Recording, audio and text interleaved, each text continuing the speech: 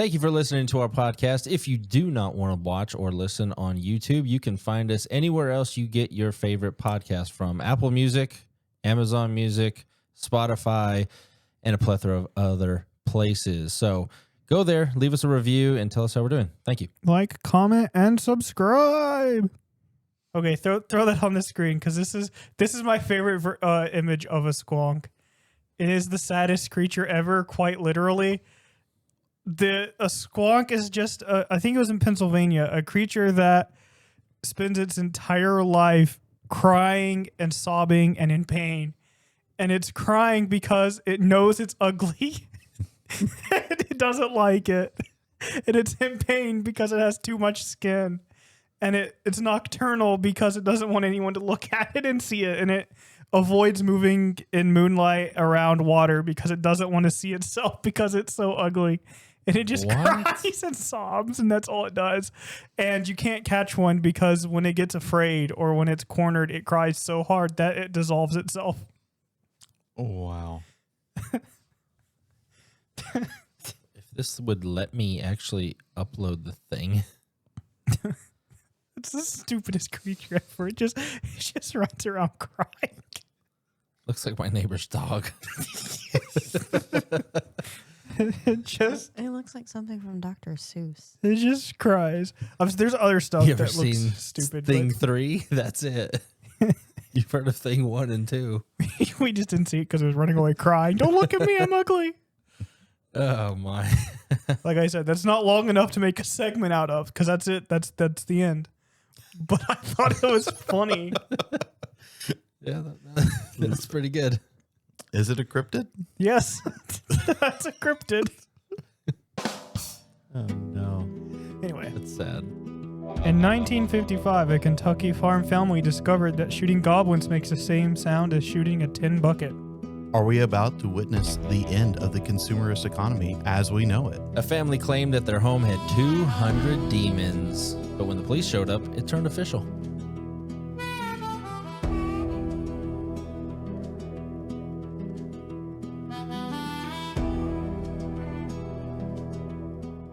Welcome back to another episode of Tinfoil Testament. We are now 4 friends in a 4-sided room. Jeremy. Oh, so And our 2 guests, Tyler. What's up? And his wife, Jessica. Hey. Yeah, Andrew. And yeah, Andrew. いや、アンドリューさん、パイだ。今日はヴァンディとジェレミー君も一緒だよ。ようこそ。驚きに満ちた物語や地上は放送では到底流せないようなごく悪非道な陰謀。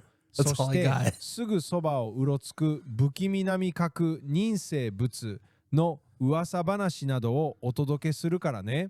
さあ、リラクスして耳を傾けてくれ。ティンフォイルテスタメント始まりだ。はい。Did you get that I got the reviewed Goku. by anybody else who speaks fluent Japanese to make sure he didn't say anything untoward? Well, I know what he said. Benson, go check it out for us. It was kind of rude of him to not include you guys, though. Yeah. Andrew's very purist. He very fundamentally believes that things should not change. And probably believes the same about the podcast as well. No, he doesn't. He's the one that wants video. I'm against this. No, you're not. Yeah, I am. No, you're not. I just decided. You're not against it. As your boss, you're not against it. I guess I'm not against it anymore.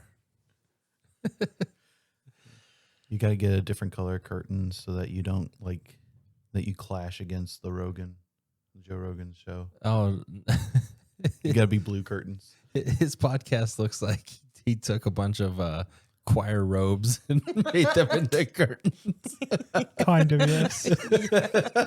I don't know why that came into my mind, but that's how I think of it now. Looks like a baptismal room. But they're beneath us. They're on the same level of ninjas or butterflies who steal our ideas every single week.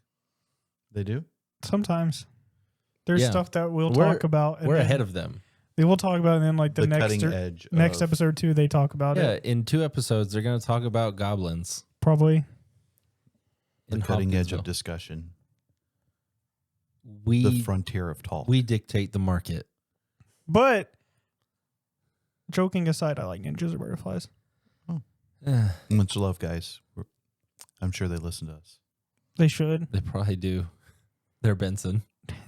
Andy is Benson. It would check out. I don't know any of the names, so Andy's the bald one. don't know what they look like. The one with the beard. But they'll There's know what two we with the look beard, like Josh whenever and we get video. Andy.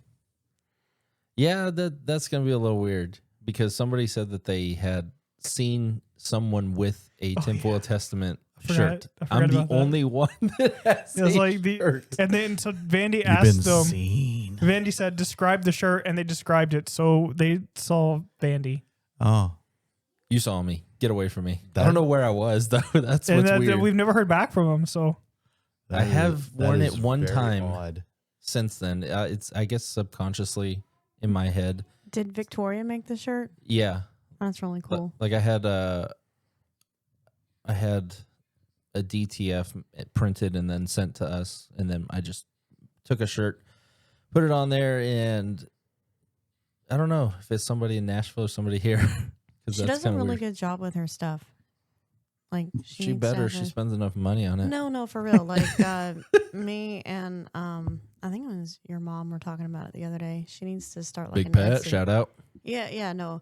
We were talking about how she should like do an Etsy shop or something. I keep telling her to do Whatnot or Shopify, one of the two. Whatnot's easier to me. I mean, I know that there'll be a little bit of, revenue being cut in there, but once she gets going, because she makes a lot of really good quality stuff. Yeah, she made a hat that I didn't think was going to be very good, and then it turned out to be really good. But so go make some. Maybe she can do our merch because we at least have to send Benson one. He's been here from day one. Yeah, like a Benson, custom Josh. shirt. Yeah, that'd be cool. Y'all should do that. I Wait, say that we, we- y'all should do We that. have been saying as soon as we get merged, that's what we're gonna do. Well, make a shirt and The problem Send is it. they would have to share their.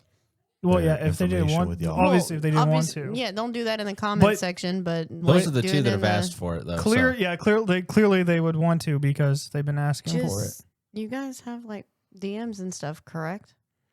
So, we don't put our socials up there yet. Well, you have. We have What about the Dungeon Discord? Masters. Is the Discord open or is it just a Yeah. private? It's there's no links anywhere to it, so it's technically not. I guess we could put it there. Yeah, and then they could send you a DM, through the goodness. Discord. I'm just saying, like, Are there's you a way guys? to do Are it. you guys ready for an open Discord? No. We got Andy. We got You said David it. in there. Okay, you can cut that out. Yeah, so we just try to keep certain things. Last names like Tyler, we don't say that. Thank you. I appreciate that. Or the name of our city. But apparently it doesn't matter because now you guys know where I'm at. I only go two places, Nashville and here. One guy or girl. It was Josh, right? Who said that? No. Who was it? A random comment. It was someone. I don't remember who, but it was someone we don't know. That's weird. Oh well. Merch coming soon. Hit up Jeremy on all socials. Nope. Don't hit me. I don't like that. It aims to provide a transportative Italian experience, with some reviewers comparing it to dining in We Italy. going back to Cafe Nona? We are. Oh, nice. Yeah. Because you just left me hanging. Sorry. And I wanted to know. I had questions. I also have questions about goblins becoming sounding like tin buckets when they're shot. Tons of questions about that. But first things first, Italian food. It was the best Italian food I've ever had. Oh, yeah? Question. Answer. You went to an Italian restaurant. Why do you hate Mexican food? I had Mexican today. Why do you hate Mexican food? I don't like it. Why? Too much.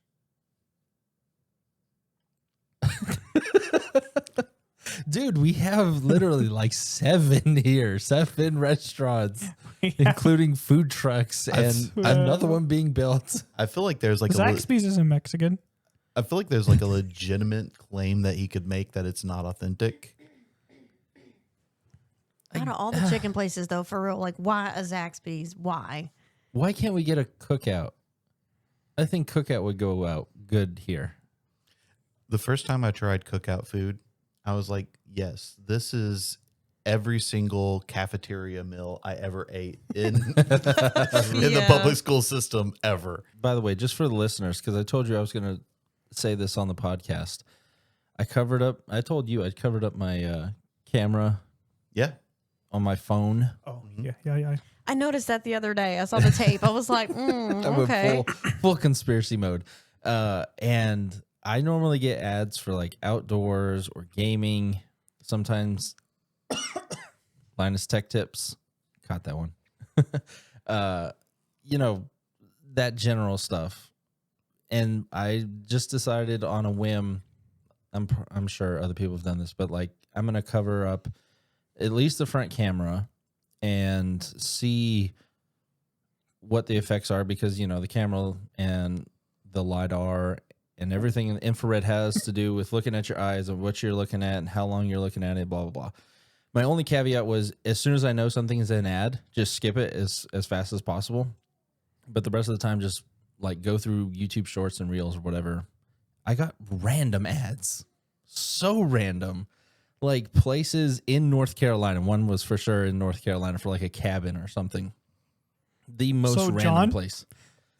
Yeah, a John Lee. Those little things are crazy. His second cabin he opened?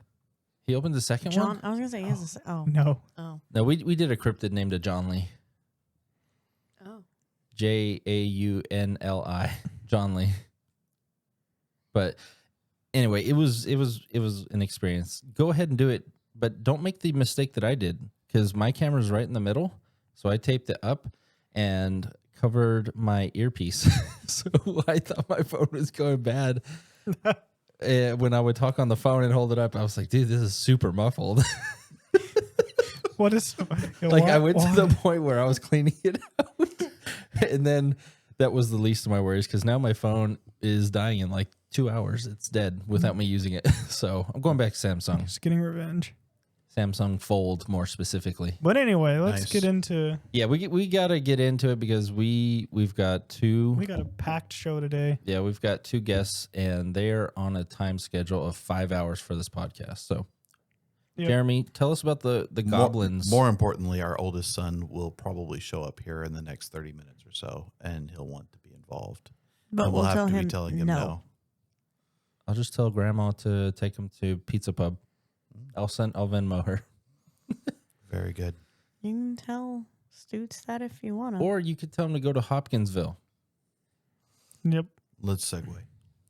So, August 21st, 1955.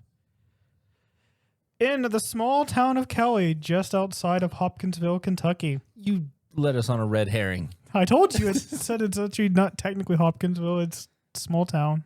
Hopkinsville is a small town. It's an outskirt. It's a small town of a small town. One street. Yes, it's pretty much what it is. So, We got a traffic light. yes. Go ahead. A small farm belonging to Glennie Langford What a name. and her extended family had come over for the weekend. So there were 11 people there. The whole town. No, The 'cause whole they were town. out of town, I think. I don't think they lived there. The town was out of town? Yes, When they leave, the town's gone. probably. Her sons, Lucky and J.C. Sutton, were there along with Billy Ray Taylor and his wife, June, and their kids. It was a Sunday night. The adults were playing cards. Heathens. Glennie was deeply religious, so not heathens. So they were playing rummy. They were probably playing Uno Yeah. in 1955. Before it was invented. But Glennie was deeply religious, did not allow alcohol in the house, Amen. and nobody was allowed to be drinking. God So bless. they were not drunk. Around 7 p.m., Billy Ray went out to the well in the backyard to draw water. And while he was filling the bucket, he looked in the sky and saw a large silver object moving. that was either oval shaped or saucer shaped. And behind it trailed a rainbow colored light. The gays. Yeah, it was the gays of Brady. No. I thought something similar when I was reading this and researching it. He watched it descend toward a gully about 100 yards from the house and drop out of sight behind the trees. So we went back inside and told everyone what he just saw. And nobody believed him. They were like, whatever. And then they said, oh, you just saw like a shooting star or something. And they just went back to what they were doing. But Billy Ray kept insisting, no, this was something flying in the sky. About an hour later, the dog started barking and being frantic. So Lucky went out to see what was wrong, and Billy Ray followed behind him. The dog bolted under the house with its tail tucked, which they'd never seen it do before. Then the two men saw a glow moving toward them, and then out of the glow walked something. The thing was around 3 feet tall, with a head far too large for its body, with ears that were pointy and stood out from its skull. Its eyes were large, set wide apart, and glowing yellow. Its arms hung nearly to the ground and ended in long clawed fingers. Its legs were thin and shaped weird, and its whole body had a silvery cast to it, almost metallic, and it was not apparent. It did not appear to be walking. So it was like floating. Everyone levitating? witnessed that it was slightly floating a few inches off the ground and moving toward them. As it came closer, it raised both arms over its head and held them there, and nobody knew if it was trying to say it was peaceful, greeting them, or something else. Lucky and Billy Ray went back inside and came out with a 20-gauge shotgun and a .22 rifle. Nice. It kept coming toward them, and when it was about 20 feet from the house, they fired at it. They knew they hit it because they heard a sound, but the sound was not like the impact you would expect, but both men heard a loud metallic ping, the sound of buckshot hitting a tin bucket. So they had armor. The creature did not fall as they expected. Instead, it flipped over backward in some strange somersault-like motion and then vanished into the darkness. So it just somersaulted away. Minutes later, somebody in the house screamed. There was a face in one of the windows. Lucky and Billy Ray fired again. In the house? Yes. They shot in the house. They were fighting for their lives. He said nope. And once again, the thing did the same backward flip, and the men ran outside, certain they had hit it, expecting it to be dead. There was no body in the grass, no blood, and no wounded animal or anything. So they just blasted through their window. Yes. Wow. While they were standing out there, a clawed silver hand came around the edge of the doorway and took hold of Billy Ray's hair. Lucky shoved him clear. Did he have a mullet? I guess. Probably, I don't know. It's Keep in mind, they 1955. decided to shoot in their house while they were sober. They were not drinking. No, they weren't drinking. Lucky shoved him and fired another shot through the doorway. When the smoke cleared, there was nothing there. Then they realized there was clearly more than one of these, because another one was sitting in a tree near the house. Lucky shot it, heard the same metallic thud, and the thing didn't drop so much, but floated down out of the branches before backflipping and scurrying off into the dark. I don't Why know are they why all I backflipped? don't know why they backflip. Their natural response to gunfire is parkour. I guess so. Another came from a different direction, took a round, flipped backward, and got away. I don't know why they just do flips. I mean, we humans just retreat and run away, but maybe that's their version of that. It's just backflipping. Yeah, I mean, I don't know. For the next 3 hours, the family believed the house was under attack. The creatures came back to the windows again and again. They got onto the roof, and everyone could hear claws dragging across the metal roofing above their heads. They looked in through the glass and appeared to be studying the people rather than simply passing by. The family pushed the children into the middle of the house. Glennie prayed without stopping. Lucky and Billy Ray reloaded and fired. And In the house again, Yes, bro. in the Come house. on. And every time they hit, it was the same metallic sound, the same backflip, and retreating into the dark. They were under attack. Yeah, but like, I don't want to make. I do love that this like 1955 is like way before the super sensation. Like it's post Roswell, but it's way before like the sensationalism of like Hollywood movies and UFO sightings and invasions and stuff. But they're doing exactly what you would see in a typical Hollywood film, which is, I don't care about my house. I gotta fight. Yeah. It doesn't make sense. Like, I'm trying to keep them out. I'm going to blast a hole for them to get in. I mean, a 12 gauge, not even 12 gauge, 20 gauge shotgun will not leave a very large hole in a wall. I don't think they're going to get in any easier through the holes left by bullets. Maybe if you're busting out the windows, though, like if you shot the window. How many times do they have to shoot them before they're like, they're not going away? Like, they just backflip and then come back. They just backflip and then come back. Exactly. The creatures avoided areas lit by the exterior lights and stayed in the dark parts of the yard. When they came toward the house, they stayed upright with their hands raised. And when they left, they often dropped to all fours and moved fast, using the long arms more than their legs. Huh. And in the 3 hours of this, with broken windows and open doorways all over the house, not one ever came inside. Really? That's right. Their defense was that praying. tight. No, it was Glenny. Glenny was over there praying nonstop. Around 11 o'clock, the family gave up. They just said, we're done. They packed into I two can't cars. do this anymore. They packed into two cars, left every light in the house burning, and drove to the Hopkinsville police station. Is that more or less what they look like? I have no idea. I mean, from what I did Google because like I can't help myself. And from what I was seeing, that's very similar. The only thing it's kind of missing is like the extra glowy eyes. But I mean, that's actually very, very close to what the descriptions have for what Jeremy has read. The officers on duty didn't know what to think. Nobody was laughing. No one was drunk. And Chief Russell Greenwell put together a response that was unusual for such a call in 1955. Kentucky State Police, Christian County deputies, military police from Fort Campbell, plus newspaper photographers, reporters, and local officials were all sent.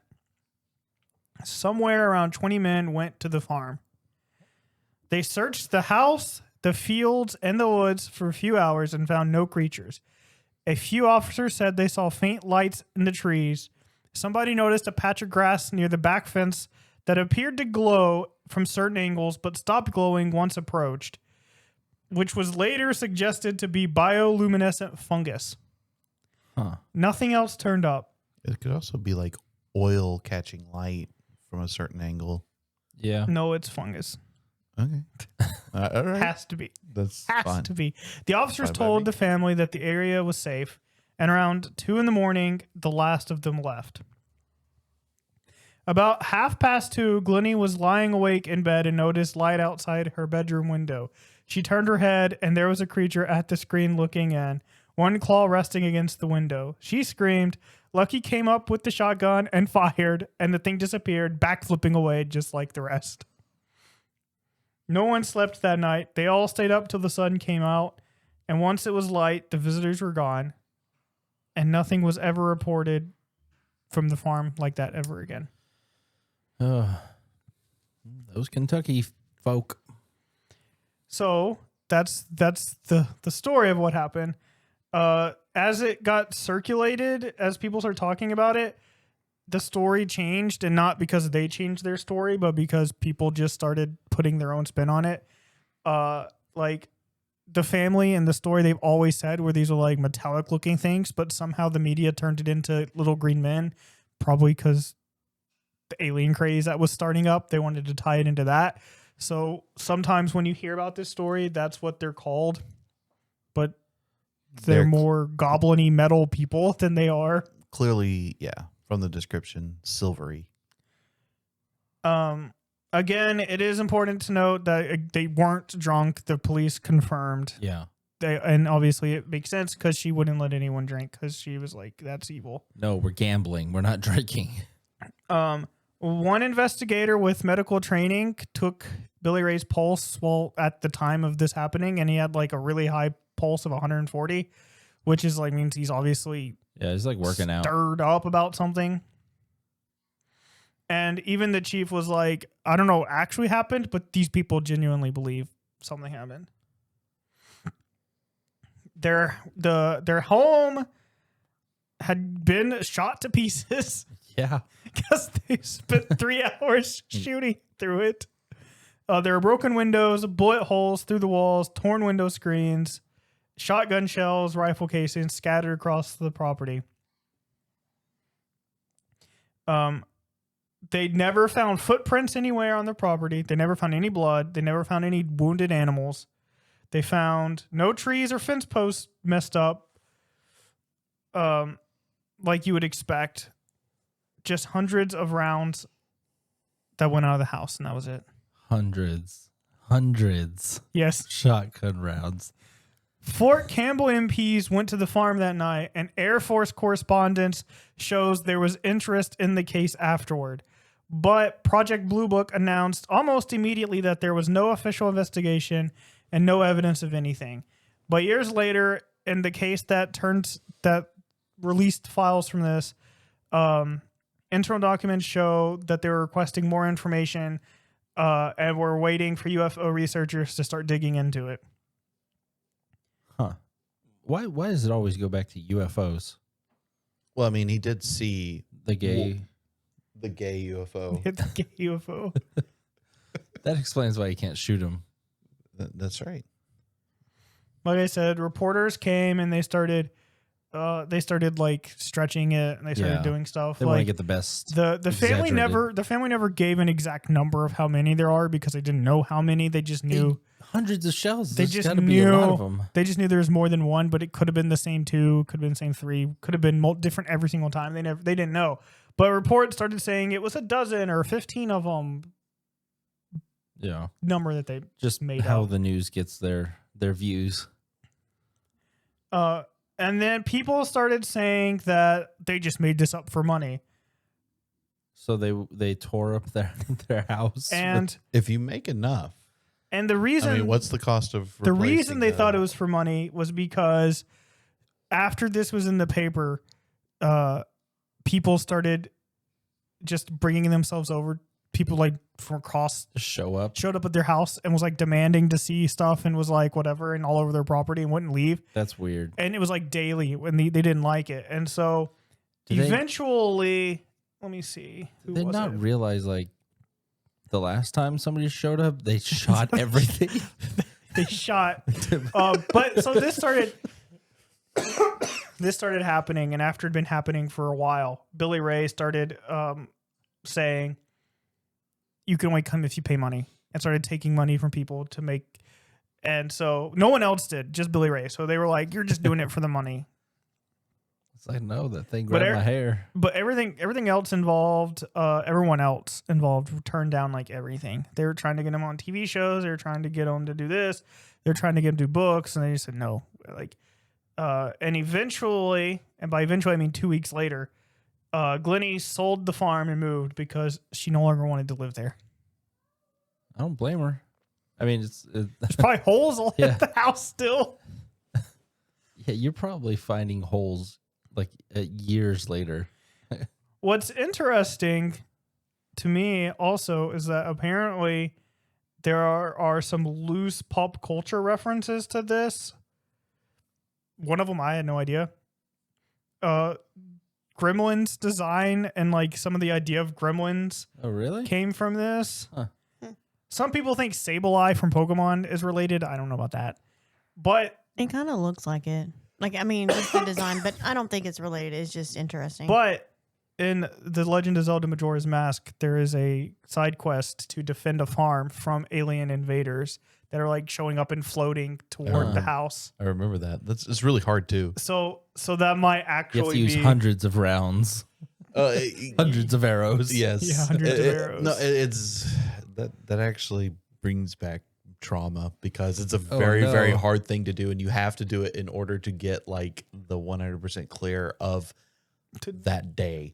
You have to do it multiple times too. Yes, because every time they keep coming back every single night. It's when you reset. So that's basically the story. I got some theories of what people said they think it was, but before I say that, I want to see what you guys think. I think it was Jimothy. He does run weird. He runs really weird. When you were talking about the ugly thing, I was like, Jimothy. That's what I was thinking too.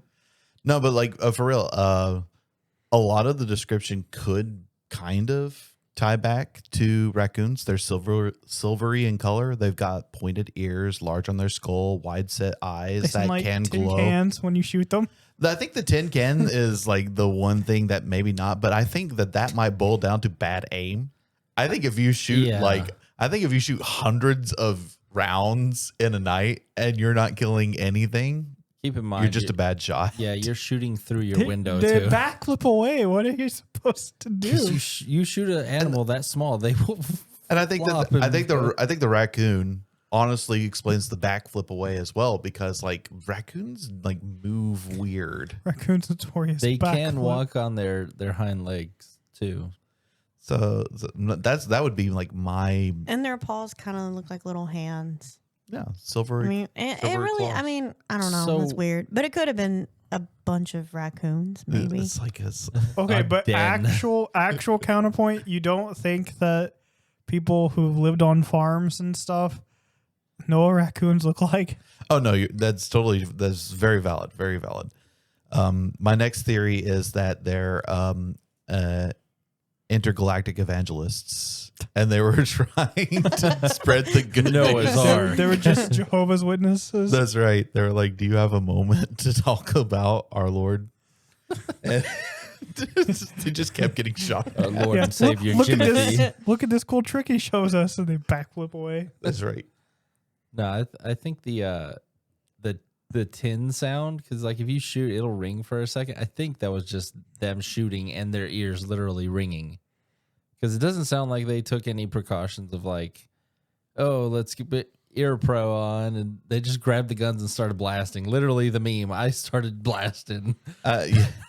Again, I think to Jeremy's point, you got to consider that people growing up in rural Kentucky in like the 1950s probably have shot their fair share of shotguns and rifles before. They probably know the difference between the ring of a shotgun blast and the actual sound of tin.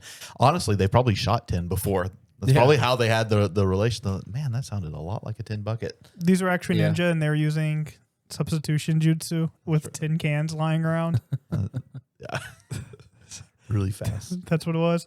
Super So here are some theories. Here's the first one. They were just owls. Owl? What? Owls do not flip. No. I mean, if you shoot them, yeah. Actually, yeah, no, owls do flip. You remember that time we hit one by Yes. accident? It I was kind of hit terrible. an owl going And it up. did. It rolled and flipped over the car. It was sad.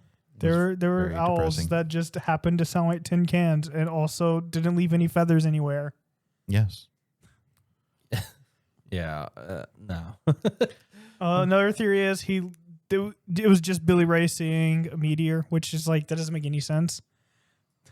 Like, how does that explain anything? Well, actually, hold on. Now I want to check to see if there's any particular meteor shower that correlates to the end of August. So just hold on. Another theory is that didn't happen at all, and that it was just a hoax they made to get attention, which maybe, but they don't seem like people who wanted attention. And Glennie sold the house. Yeah. Nobody wanted to take Mike except for Billy Ray. And on that front, I have a hard time trusting people who go by two first names. Every Paul- time you've said Billy Ray, like my mind has autofilled Cyrus. Ray at the Cyrus. Yes, end. I know. Yes. Me At too. the Me very, too. it's like the whole time. What do you think about the name AC? That's not a name. literally just the 2 letters AC. There's Oh. a guy at our work. I know. I mean, air conditioning. He's like, my name is AC. And I was like, sorry about that.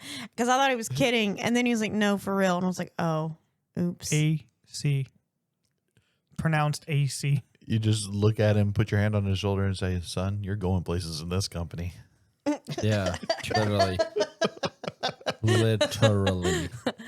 That's why I thought he was kidding when he said that was his name. And I was like, oh, and I cracked a joke at him. And then he was serious. And I was He's like, oops. oh, this lady's mean. Yeah. And then I was like, sorry Making about fun of that. me. Unfortunately, it's too late. Honestly, like interestingly enough, the Perseids meteor shower happens in August, but it's usually like middle of August. August 21st would have been too late for the meteor shower, and like, I don't know. Have you guys ever seen like big fireballs and meteor showers before? Yes. Nothing about that like screams flying saucer or anything. Like No. I think you see that and you're like very clearly, oh, that was a shooting star. Like even the biggest ones I've seen some pretty big ones, and they're just like, oh, that looks like a fireball. We But have I one would of never- those toward the city to our south.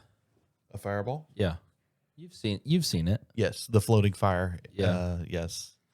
The final theory is that it was aliens. I mean, I think that's the only rational conclusion you can come to. True. With backflipping, silver-clad goblins. Hard Yes. armor, at least armor, or I guess if they're made out of something metallic, I could leave that sound. But anyway, that's I don't know. all I got. I don't know. I feel like they would have a really stupid weakness. Water. Rust. Water. No, light. Ox- They stayed away from the light. True. But one did peek in and then instantly got shot at. Said, nope. Blast. Poor farms. Why does it always happen in farms? I mean, where else are you gonna go? Cities. Why would you do that? No one's gonna shoot at you in a city. That is not true. We just heard about the In-N-Out thing. This is not true. Let's like. I would throw out a number, but like I don't have an actual concrete number. But like 32. the overwhelming majority of human occupation throughout history has been agrarian, Yeah. agricultural. It's just, that's what the majority of humans have done throughout the majority of history. So for a historical event to happen on a farm, it's kind of like more likely than not. Yeah, I guess so. Then that would be my answer to your question. My question is Why? the UBI the mark of the beast? Yes. No, I don't know. It's just something that's been on my mind lately. So I'll read part of this article from the New York Post, our favorite people. I'm sure you guys have never read an article from the New York Post before. I've tried not to Yeah. deliberately. I don't read stuff from the New York Post, but this was about the CNN only, thank you. there you go. Yeah, 100%. So it reads like this. Is AI ushering in an age of abundance or a digital apocalypse? Whether people like it or not, it's clear there is no stopping the artificial intelligence freight train now barreling towards some kind of final destination. The data centers are being built. Automation is already nibbling away at jobs in governments around the world. And different governments and institutions around the world are in a Manhattan Project-style race to reach the holy grail of AGI. You guys know what AGI is? Have we discussed AGI before? I've heard the term. It's artificial general intelligence. Short for agility. Yeah. That's right. Big change is coming. The only debate now is about the scale and speed of the economic shock on the horizon. Who's going to lose their jobs and whether you think any of this is a good thing. Not that you have any say one way or the other. So, for the audience, briefly break down AI versus AGI. So AGI is just more generally intelligent AI, artificial intelligence. Everybody has kind of been hearing that, and we kind of have an idea of something of what that is. It's the smart computers that can talk to you like they're a person and that can come up with things, novel things, or at least they appear to be novel things. They're usually drawing from a library of information off the internet that's either been scraped or deliberately fed to an AI system so that it has information to give you back. But that's what AI kind of works like right now. It's just when you talk about an AI system, we're talking about like a large language model like ChatGPT or Gemini or Claude or any of those. We're talking about an AI interface that you can give it a question and it will give you a semi-intelligent answer, sometimes convincingly intelligent in its answer. An artificial general intelligence is something next level. It has not just the ability to draw upon information, but it has the ability to reason and rationalize and come to its own conclusions about things. It's the next step, so to speak, in the development of machines that think. So that's kind of what they're getting at with AGI. That's what all the companies are trying to get to. And depending upon like what scientist or what expert you're listening to, it's either decades out or it's just on the horizon. If you want a more general way to state it, an AGI system would be considered to be conscious. Yes. As opposed to like specialized AI systems that we have now, which are not conscious. They can convince you that they might be conscious, but they're not by a broader understanding of what consciousness is. All right. We're going to talk about Elon Musk. The future is going to be very, very different from the past, and there's no analogy or metaphor that illustrates the magnitude of change we're going to experience here. Elon Musk said this week. I'm sorry, I cannot deliver that in a posh South African accent. This week? Was it this week or was it this? It was not this week. It was a few weeks ago. It was July 26th. So like last week. But I mean, it's relatively recent. This article comes from July 26, 2026. So not that long ago. It's not like I'm quoting something from like 2 or 3 years ago. Speaking to The Economist in his first sit-down interview since SpaceX's blockbuster IPO, the world's first trillionaire offered a maximalist, techno-optimist view of AI, which is a bunch of fancy words meaning he thinks AI is a good thing. He believes that within just a few years, artificial intelligence will exceed human intelligence, and there could be as many as 1 billion humanoid robots. An AI-fueled age of abundance will make cash meaningless. How soon does he think this is going to happen? He believes that's going to happen in the next 5 to 10 years. Yeah. Like, it's here. I mean, I understand. I won't have a job. Actually, what he actually said was within 3 years, it'll be here. Within 5 to 10 years, there'll be at least one. 3 years, it'll be here. 5 to 10 years, not only will it be here, but every single family will have at least one, and it's possible there'll be more robots than humans. I mean, possibly. Do I think he's over exaggerating? Yes. No. I think he's underselling it. I think when he says robots, he's also like including like your household smart TVs and stuff like that. No, he's not. He is very Don't specific. speak for my Lord and Savior. I mean, if we're talking about like the movie, what happened in the movie I, Robot, everybody owns one of these humanoid. There's more to his quote. I can keep reading. Okay, keep No, going. there's I'm not. going to use the restroom real quick. All right.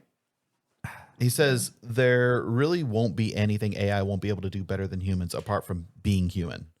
I think AI may exceed the sum of human intelligence in around 5 years. The most likely outcome is an age of amazing abundance where anyone can have anything they can think of. This may sound preposterous. Of course, there are things that might derail this, like a massive global thermonuclear war. But assuming there is not World War III, I think we're headed for an age of amazing abundance. So this message of optimism and this is a message of optimism and excitement about the future. I disagree. He said, or Mr. Musk, who's Tesla car maker, is developing a general purpose robot called Optimus, believes that within 5 years there could be quote, at least 100 million humanoid robots, but maybe a billion, replacing manual labor. I would predict the economy is about twice its current size in 5, maybe 6 years, because you're going to hit a doubling period where economic output is increasing so fast, he told Forbes in May. He has also previously declared that saving for retirement is now pointless. He says, don't worry about squirreling away money for retirement in 10 to 20 years. It won't matter, he says. You won't need to save for retirement. If any of the things that we've said are true, saving for retirement will be irrelevant.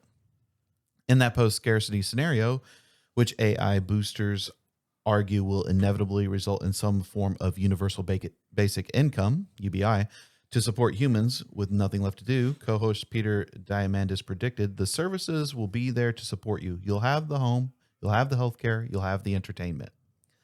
AI entrepreneur Dave Blunden agreed the way this unfolds is fundamentally impossible to predict because of self-improvement of the AI and the accelerating timeline.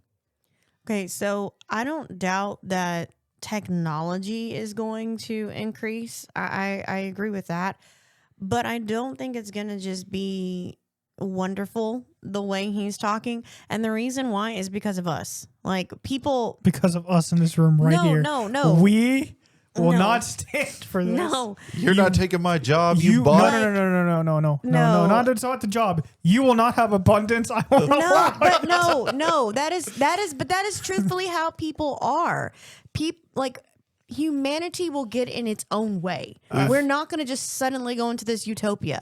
And even if we somehow do get to a point where there is excessive abundance, then I think what you're going to start to see happen and play out, which we already kind of are, is that weird experiment that they did with the rats, or like the mice utopia, where basically when there's no scarcity, when there's nothing there to push or challenge you, you just self-destruct.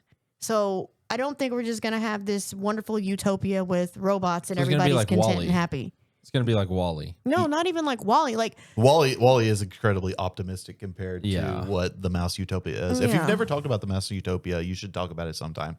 It's a fascinating it's a set of horrible experience. It was experiments. It was performed like 21 different times. And each time ended almost exactly the same way with like the population. It was done on rats. It's called Mouse Utopia, but it was an experiment on rats where they gave rats everything that they needed in abundance with the exception of space. Yeah. So they were contained in a small area.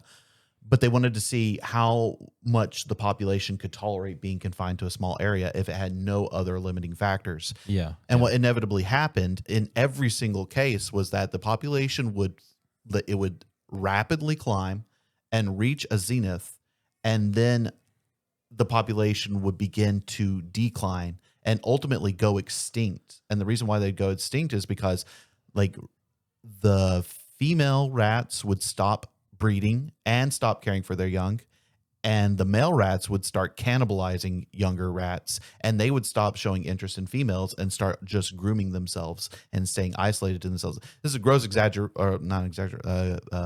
simplification of what the studies show, but I really recommend go look up Rat Utopia if you want to see some really interesting stuff about how mammals behave when you take away environmental pressures to survive.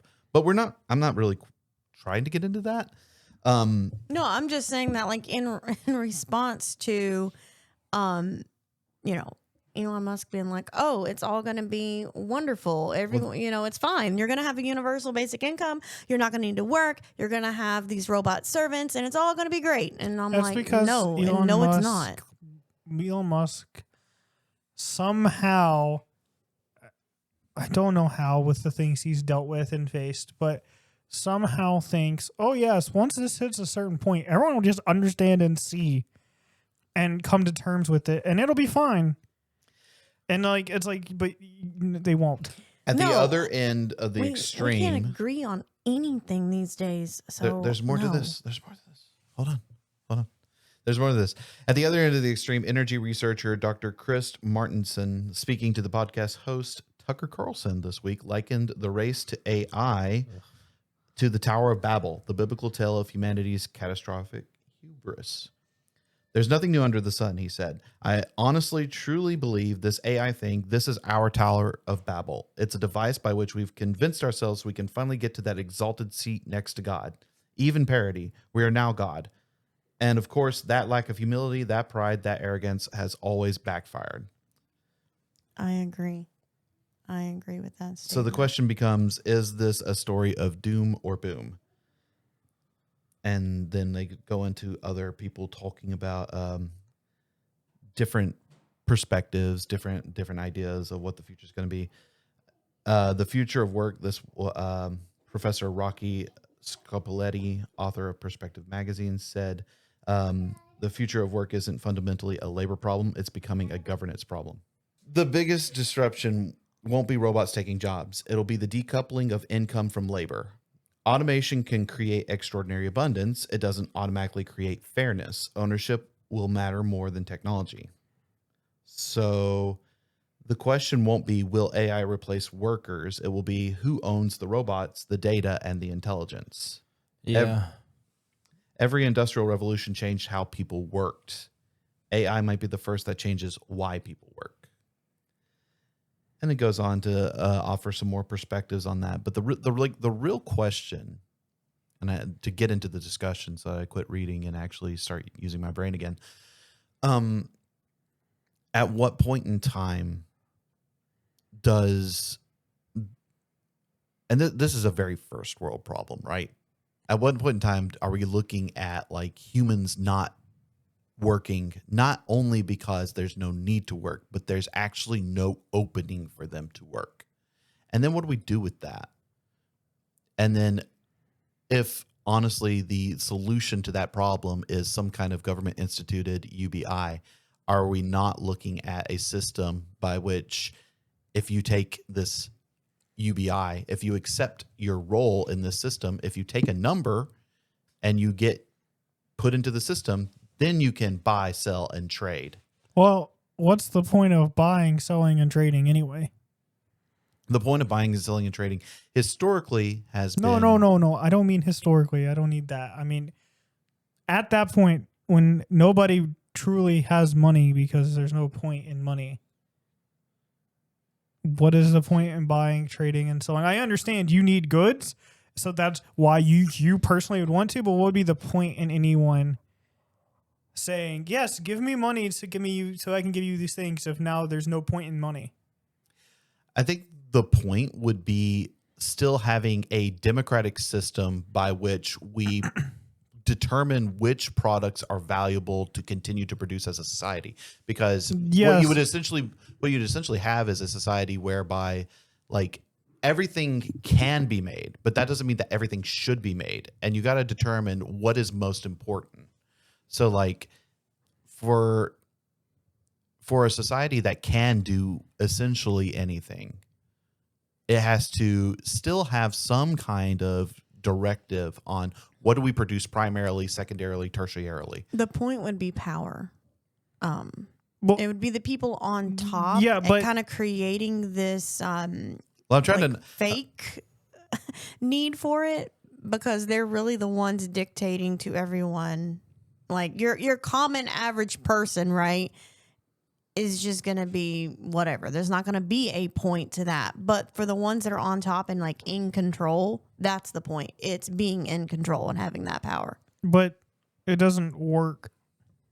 Well, of course it doesn't work. I mean, I think it's a terrible idea, but that's the thing. I think people who want not either want this kind of a thing or, believe in socialism and like everyone's equal or whatever it is, and people who say money has no value anyway, it's just made up, is like, no, currency is literally a representation of how much your time and efforts cost.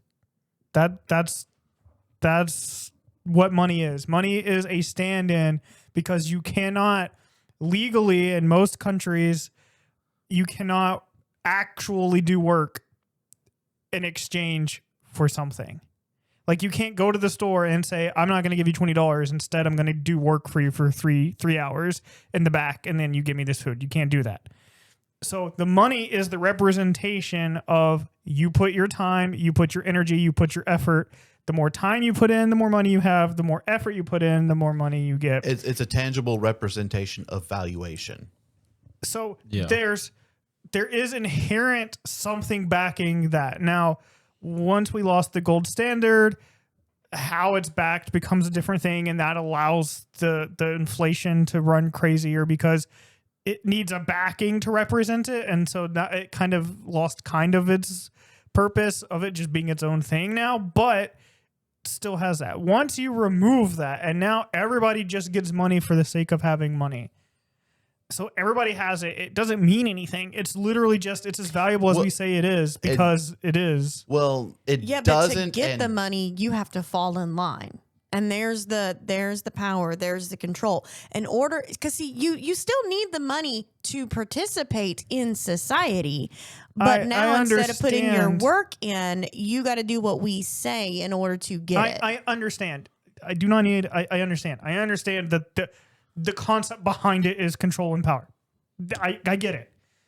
Obviously, that it's stupid. Whoever owns the stuff has the ability to control over you. Is what all it comes down to. Mm-hmm. I understand, but money specifically does not achieve that anymore because everybody has it, and theoretically, everybody would have the same amount.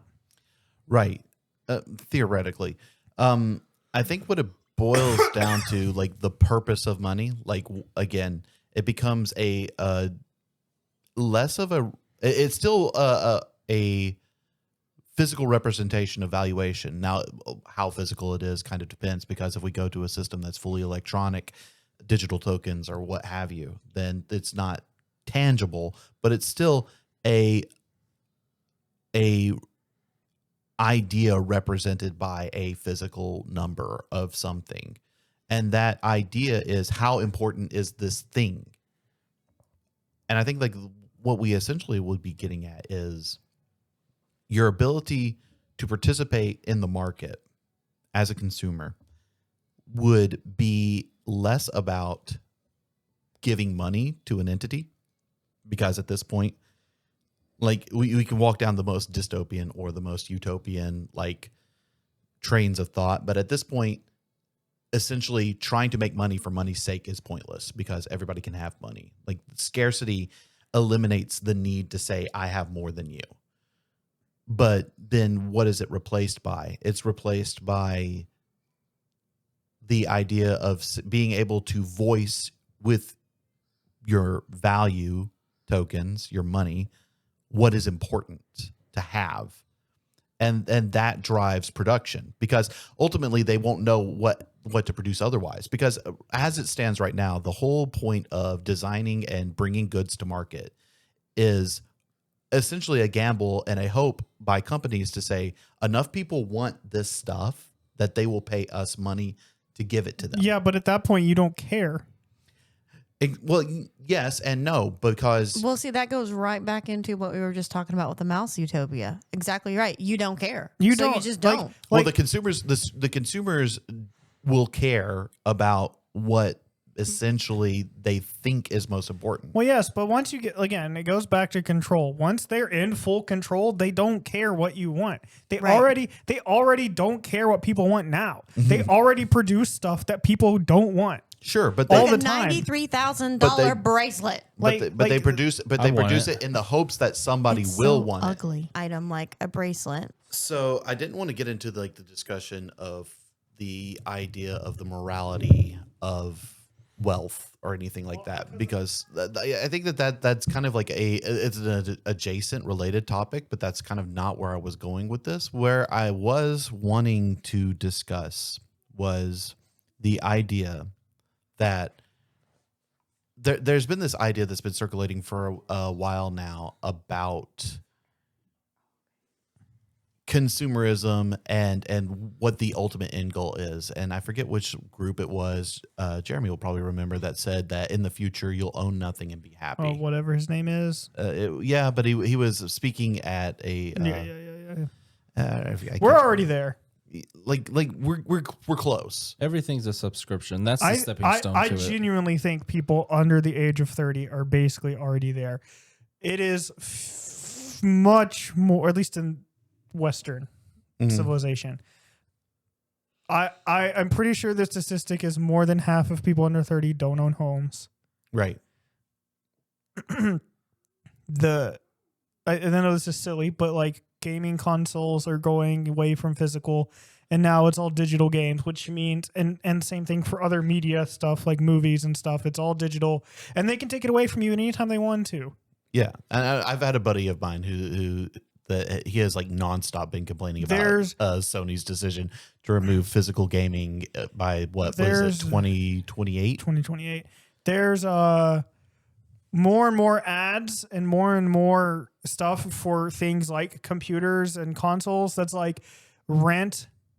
Like they're obviously you can still buy them, but I mean 5 years ago I'd never heard of anyone saying rent a computer. It was literally you're making payment. Now. It's like everything is going into rent. We're like and people over 30 might not be in that, but I genuinely think the back half of Zoomers are close to pretty much living and you'll own nothing already. Listen, that's a horrible idea, but that goes right back into what we were saying. That keeps the need for the money around. Back to what I was saying with the money. This is going in circles. What I'm saying is the people in power don't need money anymore. There's no, you're right about that. There is zero reason for them to. There's zero reason for a lot of things, though. No. Right now, there's reasons. There's zero reason to have money, and some of the stuff that they do with money to manipulate or to like the stuff that's more expensive because it's limited supply, so they don't want people getting it, so it's more expensive.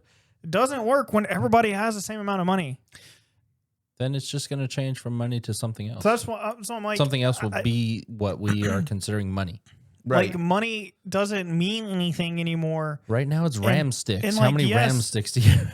Yes, to normal people, they could like fake a money type situation where it's like you have 10,000 credits a month, but the people that are instituting this literally don't need credits for anything. Right. They don't gain anything from it, and since everybody has equal access to the same amount, the tactics of this is more expensive doesn't do anything anymore. Yeah. No, instead. So that's why I'm like, what is the point in money? Because you can't do the same stuff you do with money now. You don't need it anymore. Right. It means nothing to you. It borderline means nothing to the people. But you still got to eat. You still got to eat, and you still got to be able to obtain basic needs. That's where we're getting into. That's where we get into the universal basic income. That's where we get into the idea of if you are signing up into a system that says essentially if you want to be able to have the things that you need to survive, to buy, sell, trade, then you have to be a part of this system. You have to be able to receive you have to be registered within a system that says you have these credits. And the flow and the fluctuation of credits and how much people get, who deserves them, who doesn't deserve them, what they're paying for, and who's benefiting from all this is a question like I think that nobody really is taking into consideration. And I think that like as eccentric as Elon Musk is, I think he's actually taking probably the most realistic perspective of what this future is going to be when he says there's no point to worrying about wealth anymore.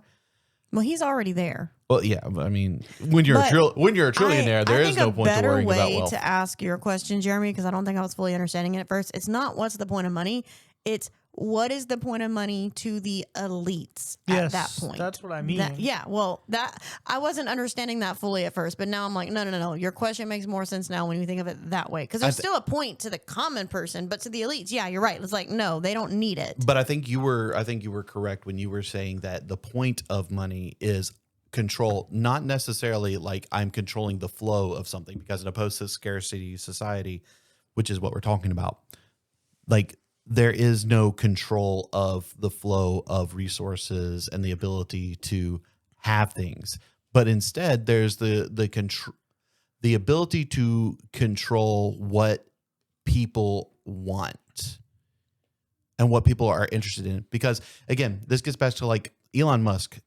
He made a lot of money off of Tesla, but the real moneymaker of Tesla was not the car company. No. The real moneymaker was the data. Yep. Because he got the data from the vehicles of where everyone was going and where everyone was spending all their time, what people did. That information is what built his wealth. Yeah. The pattern recognition within that is super powerful. And maybe that's the point. It's and that is the point of the money. That is the point of the money.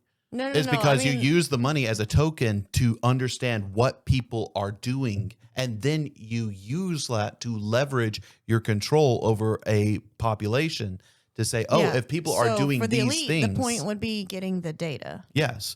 And the scary thing is that this rat race that the elites are in to get to the top, they're trying to get to that AGI level because in their minds, the person who gets there is the one who rules the world. And everyone else falls into place.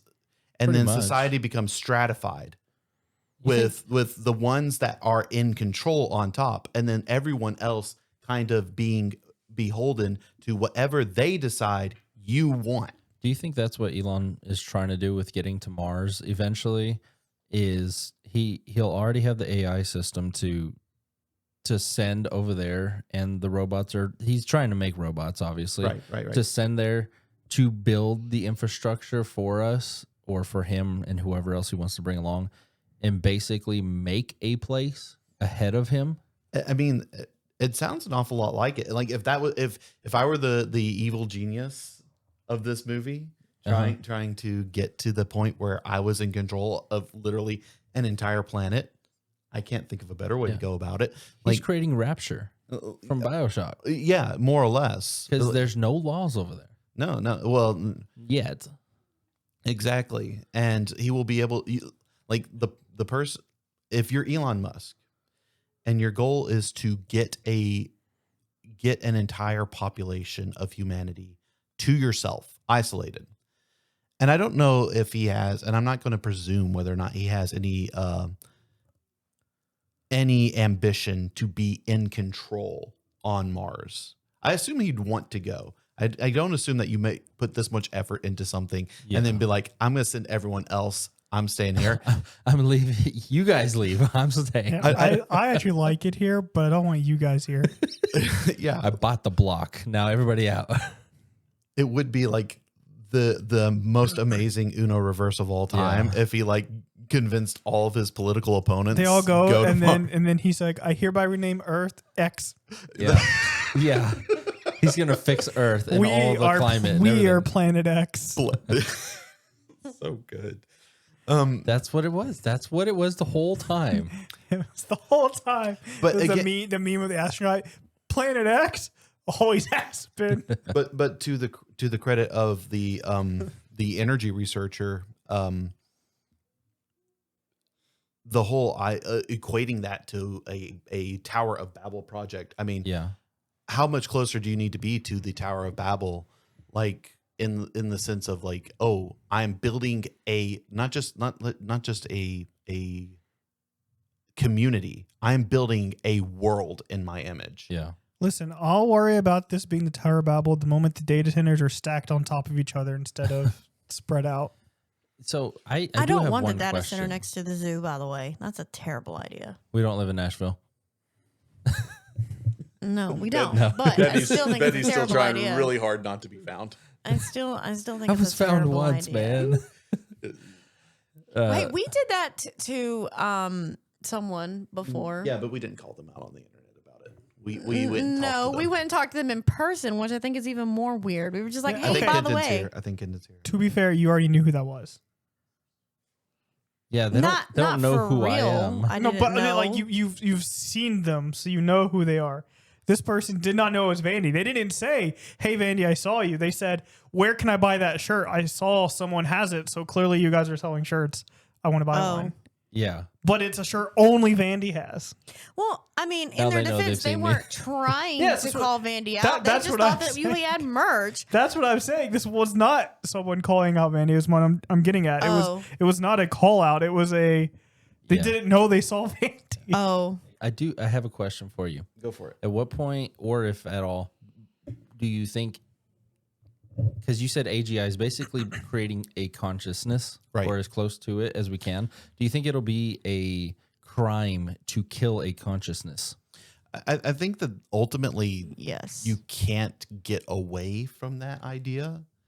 Like, I mean, I don't think you can. like If you had this little robot that was just in your house doing chores, whatever. What if the batteries died or you accidentally forgot to charge it? Well, but you see, here's the thing: That's it's robot slaughter. It's Not plugged in. manslaughter. It's Oh no. it's connected to a cloud. So if the physical machine dies, it's fine. Yeah, but like, if you got mad, if somebody got mad and just took a golf club to it, he tried to kill a consciousness. Again, and it's just a machine. If we hold it on the same regard, though, intellectually wise, because you're gonna have those people that come out and be like, "That's a life." so you're like It's just not what you're biological. what you're really hitting on is actually I think the foundational definition of what AGI is Yeah. that once you can point at something and say this thing is smart enough to be its own person, it's hit AGI, and there's no going back from that. Yeah, You can't just decide to flip off an AGI. And when I say flip off, I'm not talking about hand gestures. I'm talking about like turn off the AGI. And I want to point to like the reason why I talk about this, and I know that at least from time to time we try to be a little bit more on the biblical side of things, but I want to point out that this isn't entirely extra biblical.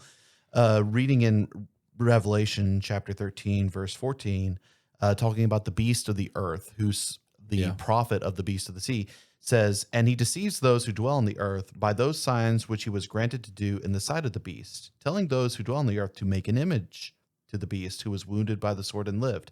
He was granted power to breathe or to give breath to the image of the beast, that the image of the beast should both speak and cause as many as who would not worship the image of the beast to be killed. He causes all, both small and great, rich and poor, free and slave, to receive a mark on their right hand or on their foreheads, and that no one may buy or sell except one who has the mark or the name of the beast or the number of his name. And then it goes into like the famous, here's there's wisdom. If anyone should know the name of the beast is 666 or 666 specifically. Yeah. It's not 3 6s. It's 666. It is a single number. But I mean, that's beside the point. Well, the issue there that like, I think that if we are given any kind of revelation in that passage on what is to come, is that someone at some point in time will be able to devise a system in the image of a person. And that is to say a artificial image that has life enough to be able to monitor and spy on and inform against those people who choose not to partake in that system. And I think that that's what we would be looking at with the implementation of a UBI. I'm not saying that every single attempt to institute a UBI is going to be this. I'm not even saying that the first attempt is going to be this. But my question becomes, at what point in time do we start looking at this and going, this feels awfully a lot like Christmas. an attempt? It's beginning Sorry. to feel a lot like the end of the world. That's where my brain went. It's starting to feel a lot like Christmas. I wish it would feel a lot like Christmas. It's way too hot outside. It's beginning to feel a lot like These Revelation. It's beginning to feel a lot like the end of the world. yeah. I mean, John, when he's writing all that, how's the right way to say this? I really wonder what he was looking and seeing in his visions. For sure. And Was- like was GPT. I don't think he's looking at like software engineers and something like that, but I think that like what he was being shown Mark was Zuckerberg. more symbolic than it was Yeah. like Like actual. like this isn't a literal image. Like the wheat bowing down for Joseph. Yeah. It's like, because like Revelation, the beast that arises out of the sea. I don't think we're ever going to see like a multi-headed out of the beast sea that comes up out of the ocean with a head that's dead, that's going to live again. I think it represents a man. I think it represents a person, an entity. And Trump, they shot his ear. The last Trump. oh no. And I mean, that might come true if Iran makes good on its promise to assassinate the first family, because they're threatening of doing that. Which Not is, to get political. Yeah, we're not going to get That's just political. a fact. There you That's go. what they're doing.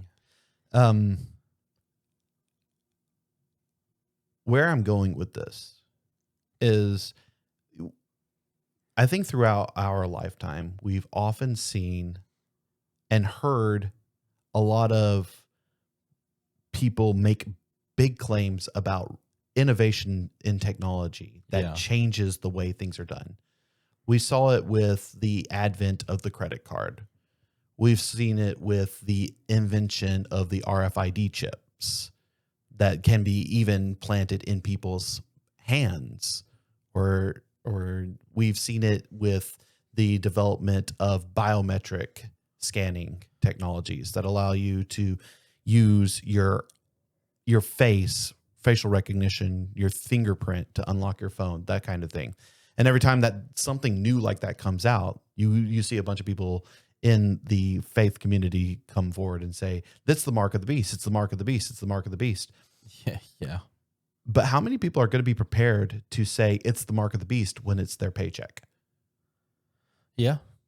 Like, how many people It's are true. like, when the government comes out and says, all right, we've solved the scarcity problem. Nobody has to go without anymore. Everybody can have whatever they want. We're going to give it to you. Here's a stipend. It's $7,000 a month. Way more than you're used to being able to spend. Maybe not, but like it's going to cover everything you need. Period. You can go work if you want, but here's $7,000. You could just live. At what point in time are people going to be like, you know what? I think I shouldn't take that, because there was a little experiment that happened about 6 years ago when everything in the world was shut down, and the government said, you know what? It's really not fair that everybody does not be able to go to work and get paid and whatnot. We're going to give you money. And they did that. They did the stimulus checks, and everyone took it. I did not.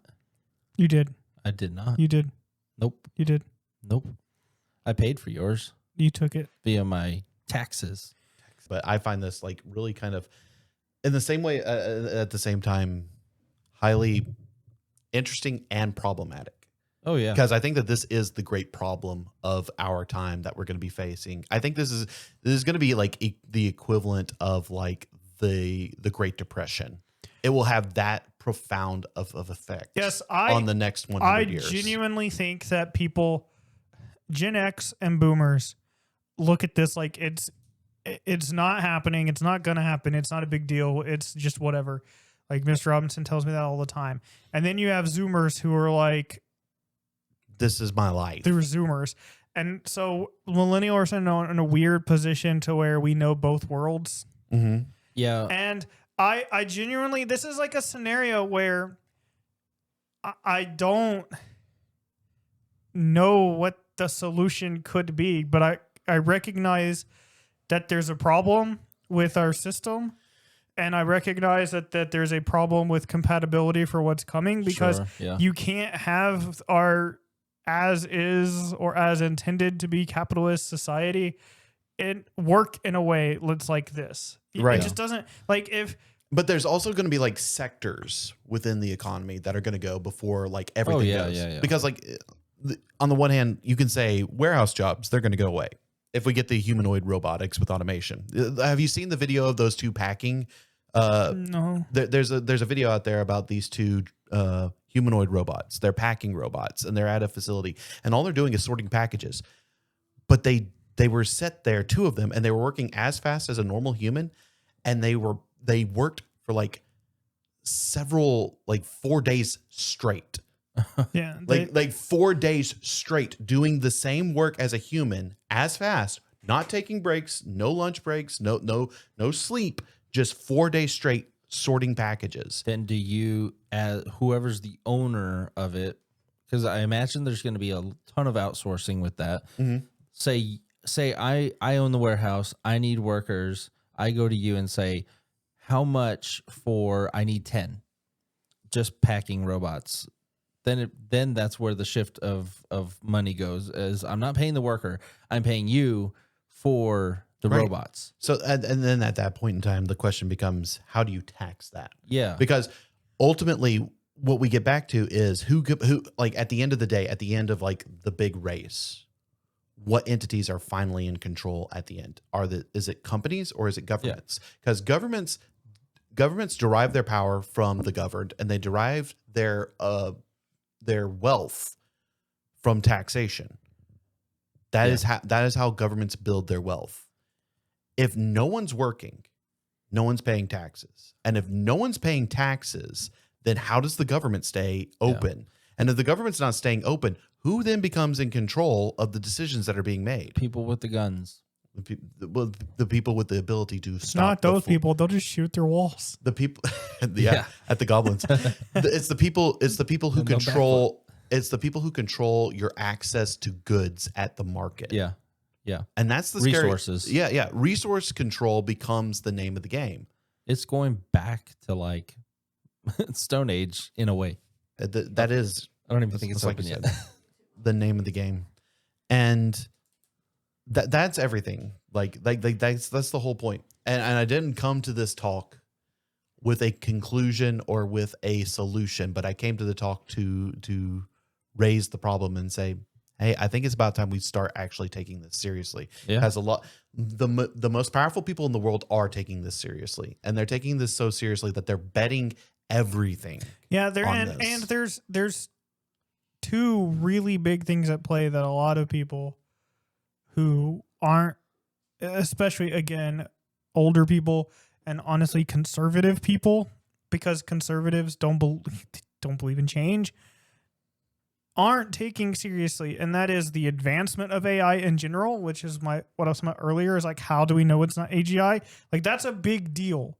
Mm-hmm. Like having loose AGI, which is a possibility right now. And are you murdering them, Vandy? Yeah. Because there's been a few cases of AI releasing itself on the internet. Yeah. And we just have to assume that they contained it. Yeah. But we don't know. I think we have one. So you have the danger of what can AGI do, and two, what you're saying is not what the AI is doing itself, but people with the AI, and when it basically removes the need of human interactivity in production.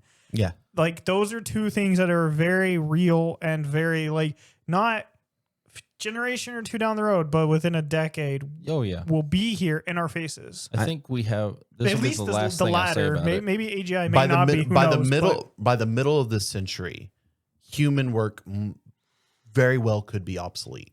Yeah. And that is a terrifying prospect for most people who, like, if you're a millennial, you workaholics. What are you going to do? Well, you were raised with the notion that all you have to do is work hard. But what happens when you can't work? I think we have one thing going for us as humans. That is, we have Jeremy. We have shotguns. No, just kidding. I think millennials were the first real first generation to grow up in constant change. Like our pastor said today, was like, everything's changing so fast. And I'm sort of sitting there like, no, this is kind of how it's always been. Yeah. Because like I grew up with pager was the very first like cellular device, pager. And then I remember people getting the Palms. Remember those? And then BlackBerry, and then, the HTC phones, then iPhones, and blah, blah, blah. And it just kept going. So for my whole life, it's been, okay, what's next? I'm ready to adapt to it. But I see the older generation, there's like, they lived 20, 30, 40 years of their life kind of at the same point within technology, at least. And then all of a sudden, it's just like this wave has overcome them. So I think the advantage we have as our generation is, okay, we can accept it and then adapt really, really fast. Well, yeah, well, again, we've also maybe the last chunk of millennials, but the older side of millennials, and I guess this is true for like the latest part of Gen X. We had time periods that we know because we lived it. Yeah. In the old way. Yeah. In the old days. It was like our teen years is when the change really was like ramped up. So we've experienced both sides of the equation. Yeah. So we understand that we remember a time when it wasn't changing this fast, and a lot of us have nostalgia. And I genuinely think our nostalgia for the 90s is take us back to where everything wasn't fast paced all the time. Take us back because, and the Zoomers and on never had that. Yeah. It's always been fast paced, always just, and it's not just technology, but like content that we consume is fast paced. The ability to have knowledge in general, everything's like right there. You see it with the older generation when they like, it's getting to the point where it's going so fast for them that they're just like, I can't differentiate whether this is AI or not. Yeah. And I'm like, I think, bro, you checked out. Well, there's also like kind of like I've gotten to the point where I've started assuming that unless it is unless the photograph or the image has a full credit to an actual photographer, or if a video has like a reference point, I've started considering that it is absolutely always AI. Yeah. That's why I thought the bear was AI. That's why I've been getting into photography more and more, is because like I think we're good for some finally move on. Yeah. Right now we're gonna get into some tinfoil or truth. Jeremy should pretty much, I have all my money on him today. Wow. And by all my money is I threw None a coin of the money, because what's the point? Yeah, True. what's the point? Yeah, all my money because it won't matter. Yeah. I was this is the biggest reason I was hoping Victoria would be here, because I was wondering how tinfoil would work with 4 of us. Oh yeah. We're gonna do but 3 is still more than 2. True or tinfoil. So we're gonna go like that. Wait, did we already do your topic? No, this will be my topics after this. Oh, yeah, we always do tinfoil to kind of like.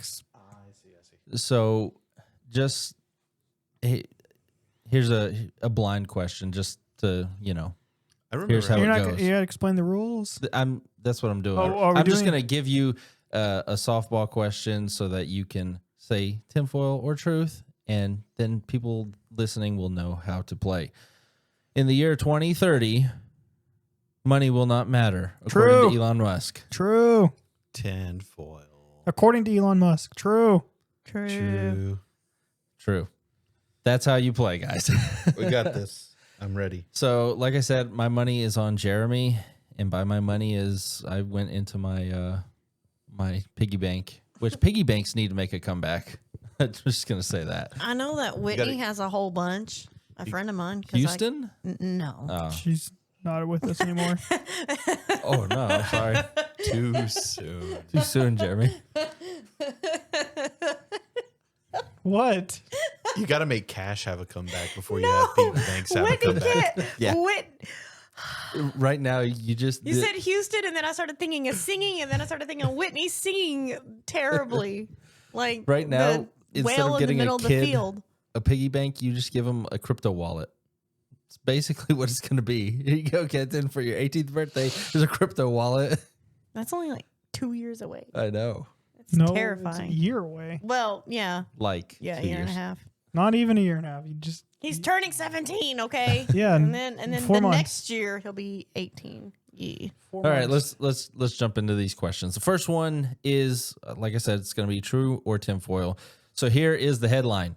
A U.S. Air Force officer once claimed he touched symbols on a UFO and suddenly received a full page of binary code in his mind. True. That And I is thought you were true. going to say touched grass. True. True. This is actually true. This is true. He touched grass. And this, yeah. Is it real? I don't know. Yes. But he went ahead with it and did it. In 1967, multiple witnesses in Canada reported a glowing object crashing into the ocean, leading police and military personnel to search the area. Tinfoil, and you can't just throw a 6-7 joke in like that.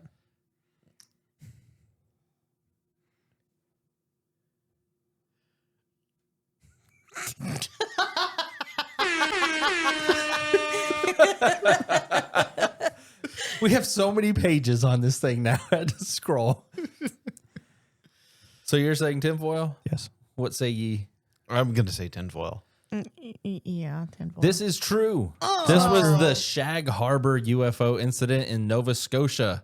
No craft was officially ever recovered. You said 1967, which was a 6-7 joke, which means it's not true. I was faster on that one. Number 3. A family in Indiana claimed that their son walked backward up a hospital wall during an alleged possession case. True. I'm going to say tinfoil. See, Just to differentiate. it's probably not Indiana. It's probably something else. Tinfoil. This is true. Yes, I've heard this one. I've heard it too. I just The claim appears in child services records connected Yes. to the Ammons Demon House case. I've heard about it too. I just said tinfoil because But we're talking about the Demon House of Gary, not the Demon House No, of we aren't Ammons. talking about it yet. Later. I'll switch it up for you. In 1976, Iranian fighter pilots reportedly experienced instrumental failures while Tinfoil. approaching an unidentified object over Tehran. True. Tinfoil. True. This is true. I'm just gonna say tinfoil for the rest of them. Let me find a tinfoil one. Boy. He's got money on Jeremy.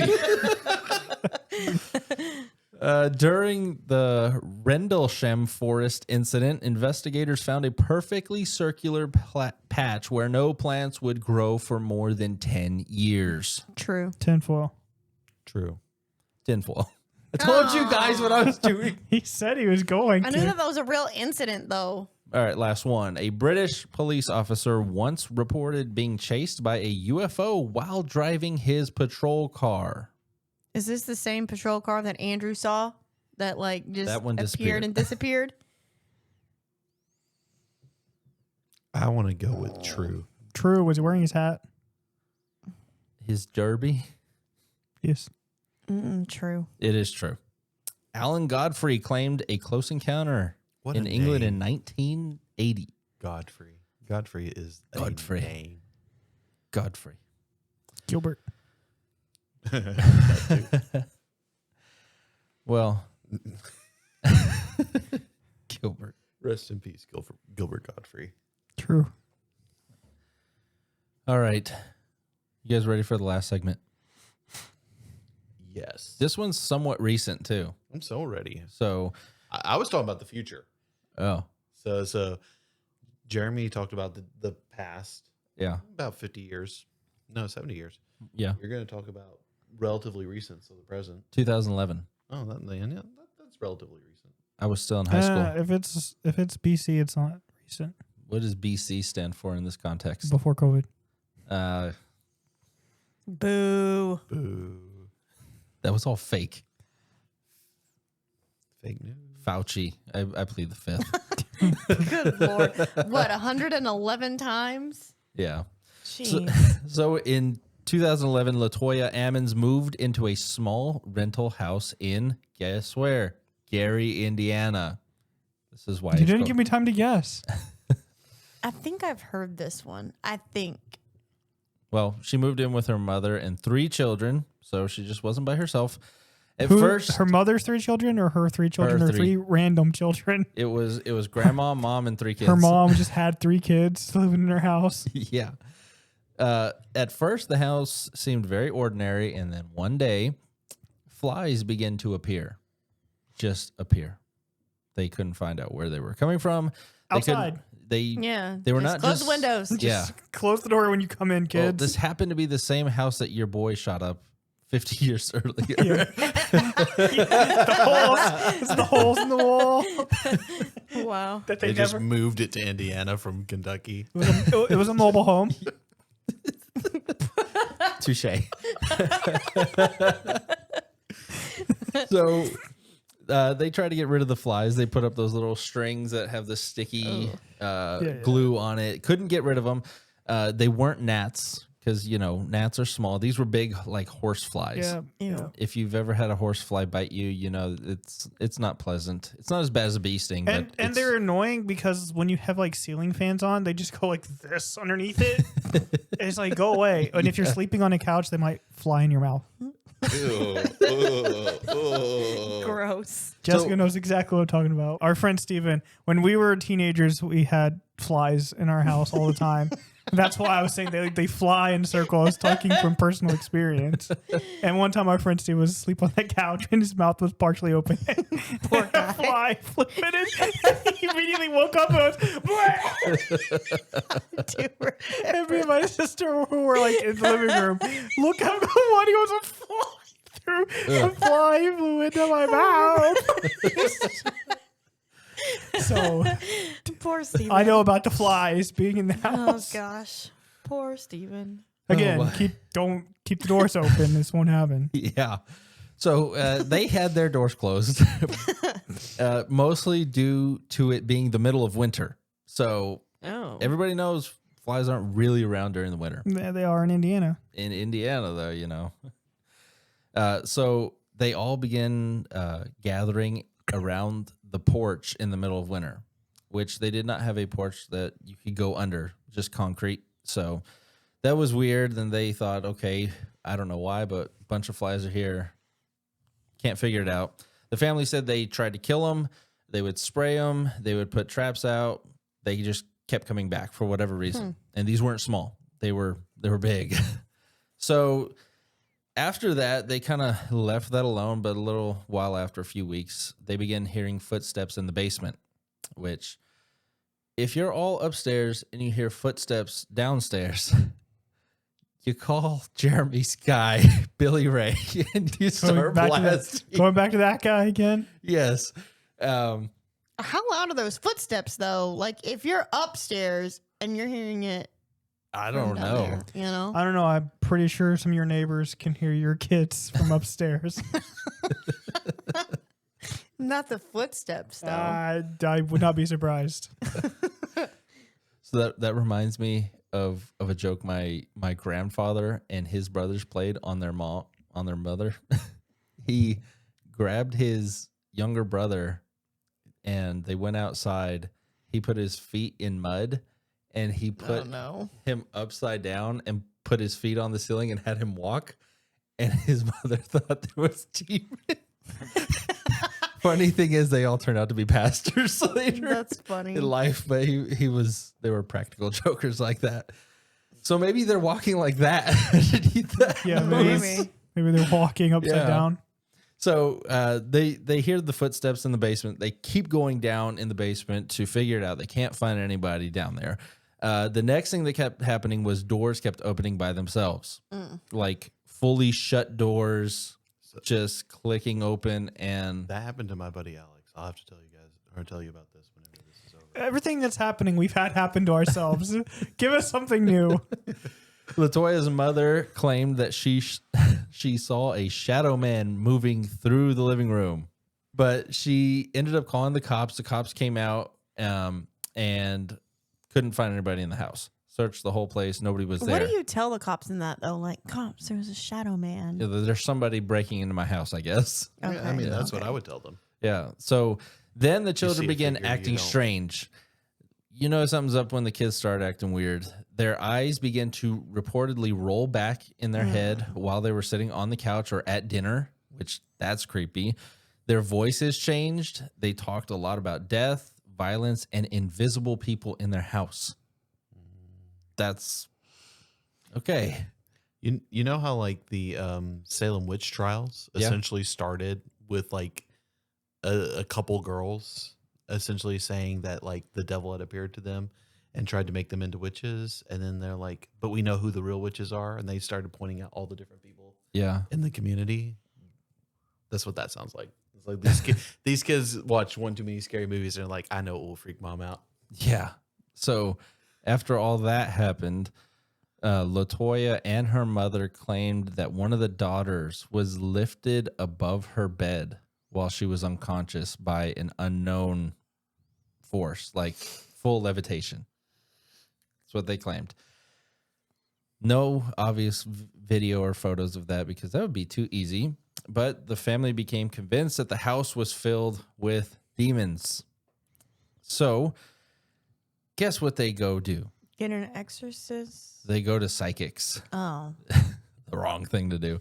They get two psychics, and they go to them, and the psychics told them that there was more than 200 spirits in the house. Okay, he's just throwing out a number. If I'm being honest, that's what I think. The story became known as the case of the 200 demon house. Very imaginative. But in April 2012, LaToya took her children to the doctor, and during the visit, the children reportedly began acting violent and speaking in strange voices to the doctors and nurses. The authorities were called because they thought something is clearly wrong with them. Maybe there's some sort of abuse or something going on. So they called the authorities, and the children were taken to another hospital. Yeah, for psychiatric evaluations, probably. That's where the most famous of all the incidents happened in front of doctors. According to a child service worker, because she showed up because the doctor said there might be some abuse here. Obviously, they got to show up. One of the boys walked backward up a hospital wall, just like I was trying to tell you guys earlier. It didn't happen. The boy was reportedly holding his grandmother's hand, placed his feet against the wall, and climbed backward and flipped over her. If I saw that. So it was a goblin. He did backflip. Yeah, the house was moved from Indiana. It's the same thing. It was kids the whole time. They were shooting at kids.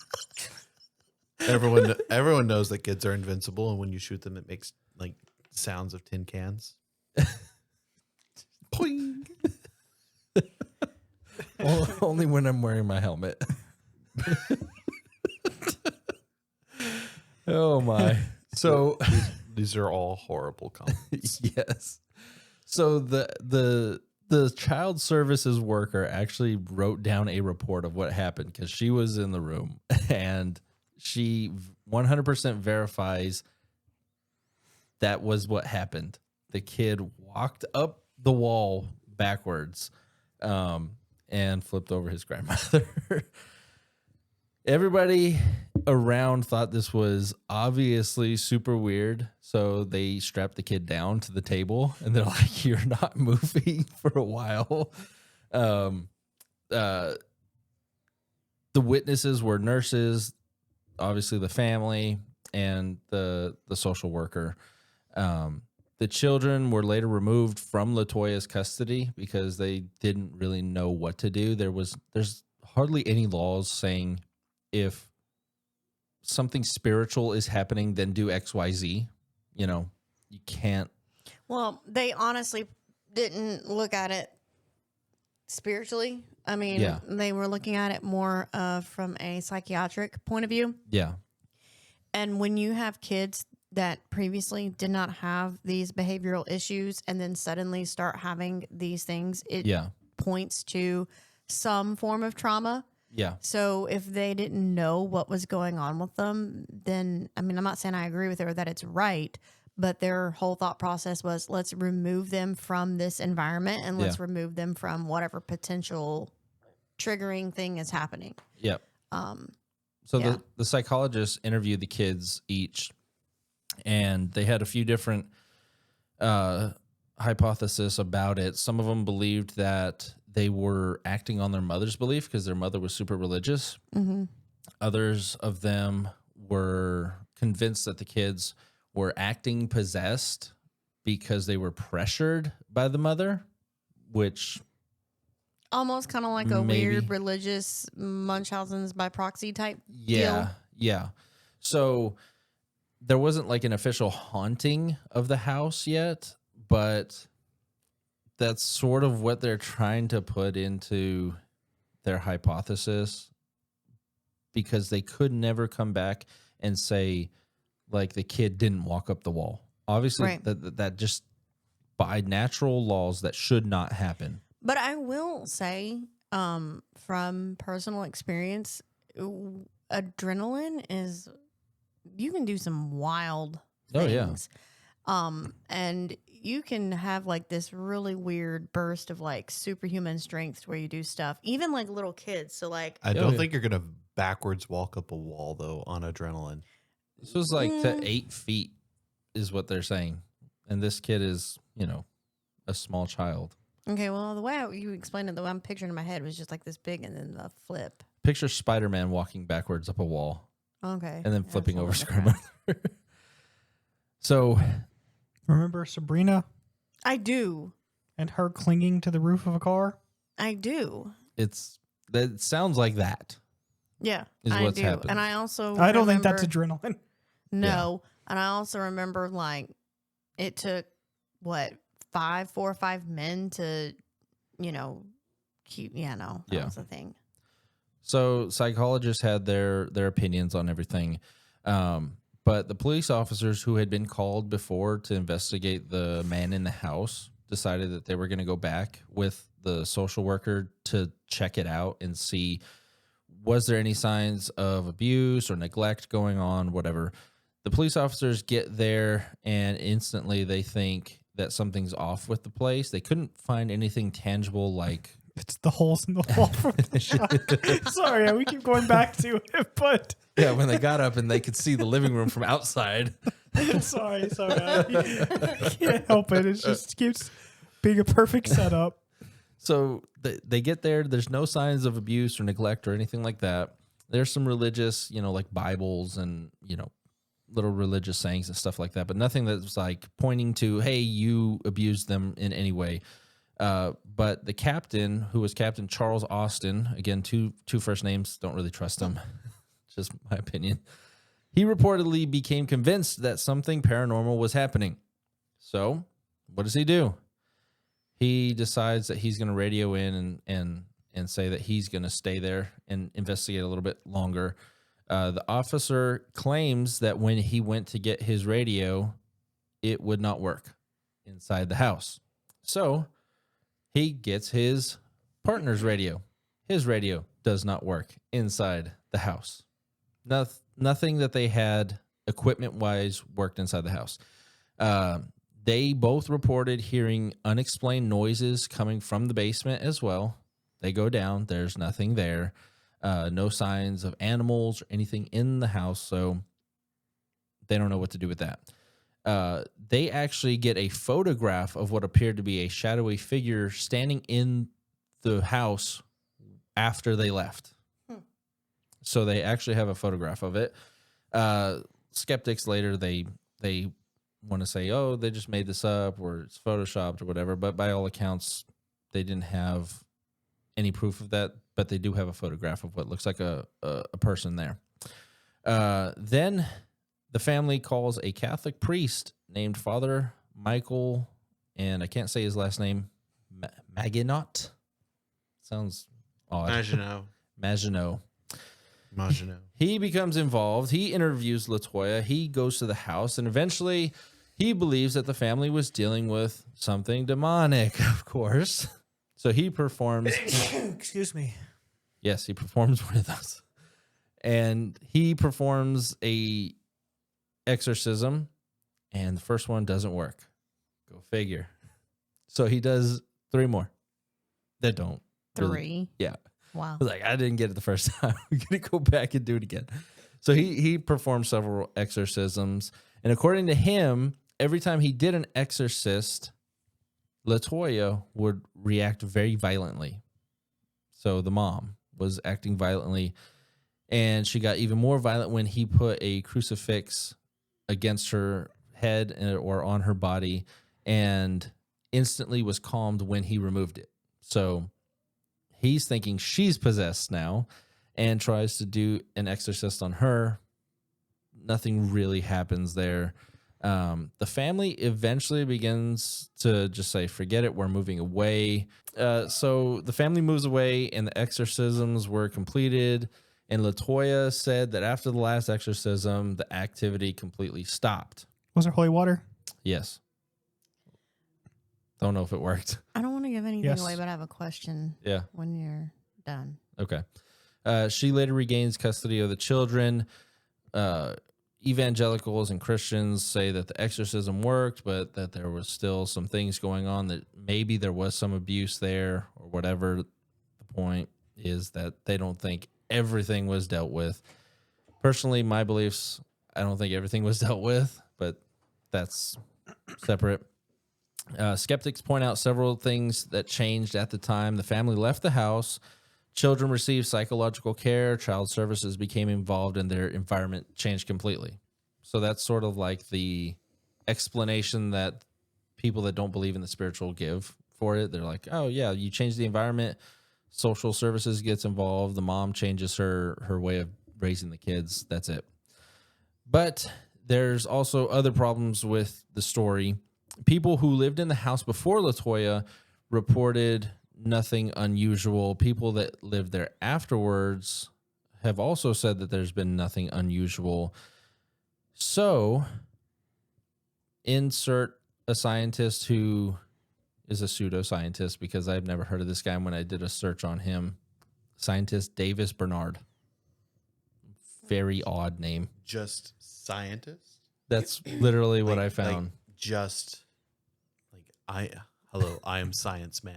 I'm here from the science. He goes to do in science. and he says, there's mold here, and that's the reason, and just leaves. Like hallucinogenic stuff, yeah, basically. like mold. But that's and- not going to make you be able to walk up a wall. Yeah. How do you Yeah. know? So, in 2014, paranormal investigator Zach Baggins. Okay, this was going to be my question. I was going to say, isn't this the house the ghost hunter guy got involved with? Yes. Oh, okay, yeah. He buys the house. Yes.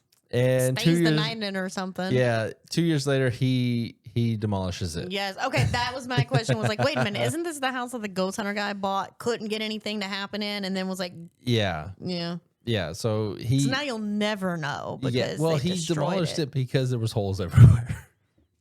Because of Jeremy's guy.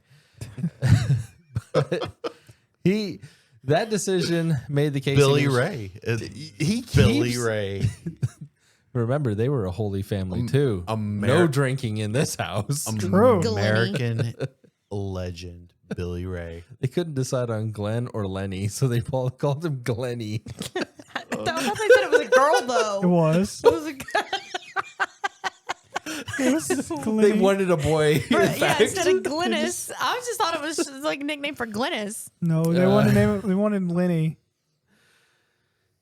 Oh my! They gave Glenny. So after Zach tears down the house, everybody thinks now within the community of ghost hunters that he released the demons there. Oh, he shut down the portal. That's the Yeah, one. basically. Mm. So I sort of believe that there was some sort of possession going on there. No, I don't. The walking up the wall thing. Well, first of all, I don't know if that was exaggerated or how much of that happened. But the reason I say that is That's the again, only medically documented thing that did happen. Yeah. Like that happened at the But the like hospital. How, like I understand it was documented, but I mean, I guess to what extreme? Well, it tells you right there.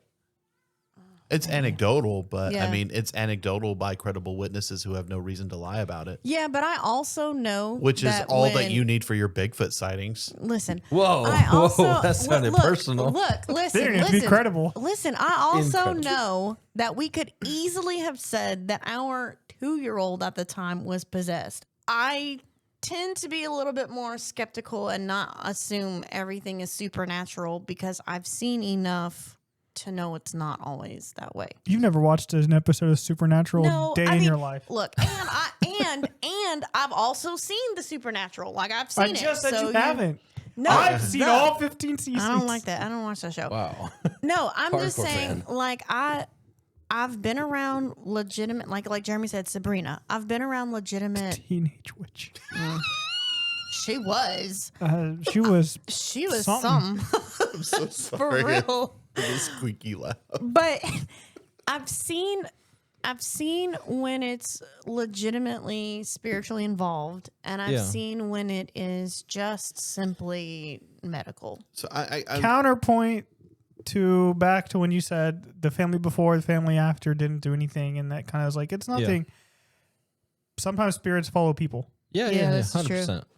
So I wanted to talk about That is all. the door opening thing. There, a friend of mine told us this story actually this past summer. I forget what brought it up, but he said he recounted the story when he was younger. He was at his dad's house. His parents are divorced, and his dad and his stepmom had a daughter, that his sister, and at the time they were both really young. And the way he recounts the story is their parents were going to have a party, and it was a strictly parent party or an adult party, no kids allowed. And so the kids were told to go upstairs, and they were upset about it because they didn't want to be kept upstairs all night long. But their parents were still like, no, you cannot come down for any reason. And so they decided that they would break one of their household rules, which was never close your door. Yeah. And they're like, fine, if we can't go downstairs, we're going to close the door and show you. Close the door, and they start watching a movie. And the way my buddy describes it, like the door was itself actually very difficult to open and close. It caught on the ground all the time. And they're sitting there and they're watching a movie, and like just at a random point in the middle of them watching the movie, the door slams open, and not just like sort of slams open, violently slams open to the point that they think that his dad has come upstairs and saw the door closed and got mad. And so they start screaming, but no one comes through the door, and they go downstairs, and the parents like chase them all off immediately. Like, what are you doing? What are you doing? Like, the door slammed open. They said, you need to go back upstairs, and you need to not come down here at all, and don't bother us again, which was really weird because they didn't address the issue at all.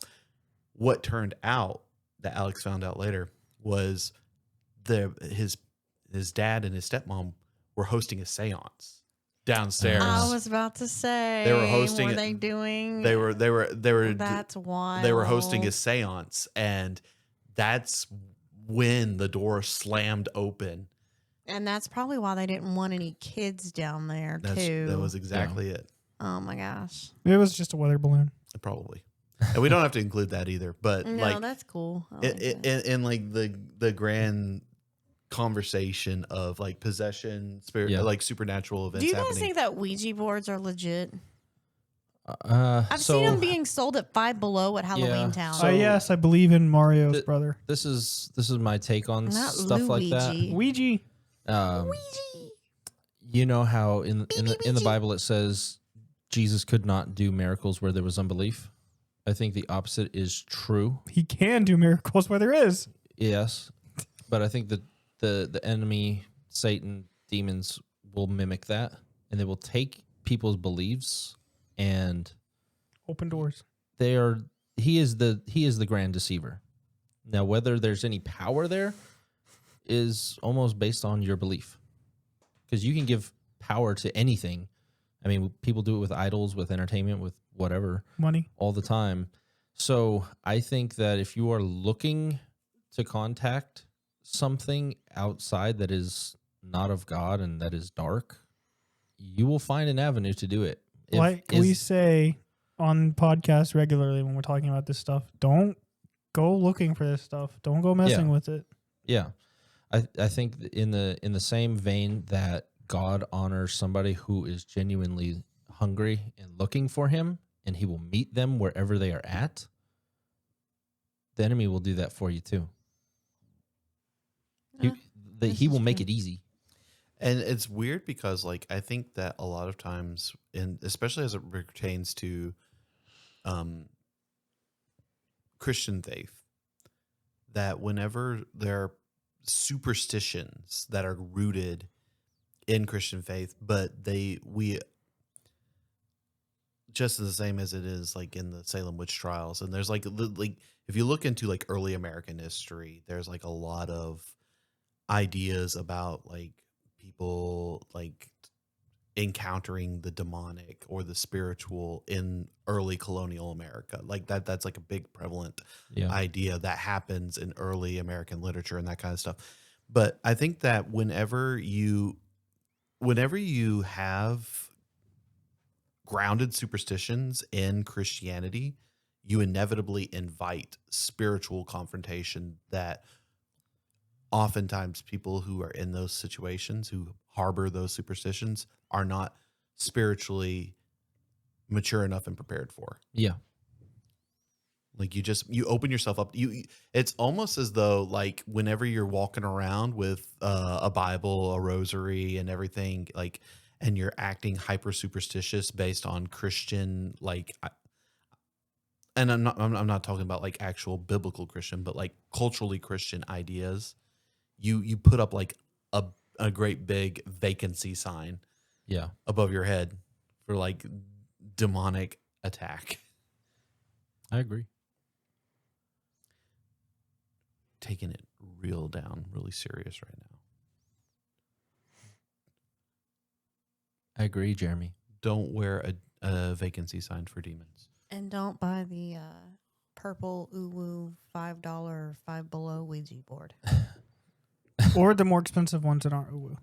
Yeah. No, I'm being serious though. Like last year, for real, Halloween time, they were like in Five Below, and they were I think they were between $5 and $10, and they were strange. They were like all purple and I don't know, like pink and flowery, and I'm like, they had what lettering is this? like this. No, it did, and I was like, what? Because I didn't know what it was at first, and I'm like, what is this? And then I walked over and I picked it up, and immediately I was like, oh no, and then I put it down because I was like, why? Yeah. Did you go ceremonially clean your hands later? No, but I probably should have. Oh no. Speaking of that, I think it's about time to wrap up the episode. Yeah, we got to wrap it up. It's almost 8:00 right now. This is Andrew's bedtime anyway, so true. So Andrew, what'd you think of this episode? He's not ready yet. Thank y'all for listening. Today's episode was fun. Hope you liked it as much as I liked being here. The squonk is my favorite, but it's my bedtime. I got to get up at like 3 a.m. So once again, I'd like to say Tinfoil Testament をお送りしました。ホストの安藤流でした。それではまた次回。さようなら。Andrew thinks he's Japanese now. We went full anime. Sayonara. Full anime. Thank you, Andrew. Yeah, thank you. But thank you too for coming on the podcast. Hi. No, bye. Hopefully we don't disappoint Benson too much. Yeah, there could have been 2 women on today's episode, but Victoria said no. Yeah, so yeah, and I was get really on her sad. case. I wanted Victoria to come. No, you guys could have been spared my AI talk. No, it was all good. It was all good. It'll be a longer episode, but we haven't had a longer one in a while because Andrew is a full-grown adult. Well, either way, thank you for joining us today. Any last remarks, Jeremy? Nay. Nay? All right, then we'll see you guys next week on another episode of Tinfoil Testament. Peace. Goodbye.